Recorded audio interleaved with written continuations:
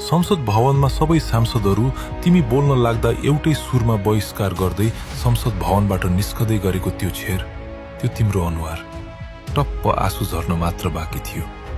कुहिएको सिनो लुछी लुछी खाने गिद्ध जस्तो गगनले बिना प्रमाण नै खाली कागज देखाउँदै प्रमाण छ मसँग भन्दै जुन नीच स्तरको खेल खेलेर डरलाग्दो काल कोठरीको जेलसम्म तिमीलाई पुर्यायो, त्यसको एक एक हिसाब हुनुपर्छ। अब सामान्य मान्छे तिम्रो ठाउँमा हुने थियो भने तिमीले पाएको दुःख पीडा सहन सक्दैनथ्यो होला, तर तिमीलाई शरीर र दिमाग जीर्ण हुने गरी यातना दिँदा पनि तिमी एउटा सासको सानो डोरीलाई समातेर बाँचिरह्यौ। जसरी गिद्धले जस्तै लुछी लुछी गगनले अनि अरू सारा गिद्धहरूले तिमीलाई संसद भवनबाट बाहिर निकाले, त्यसरी नै तिमी अहिले बाघ झैं गर्जिँदै जितेर आएका छौ। तिमीले साँच्चीकै समयलाई जितेकै रहेछौ।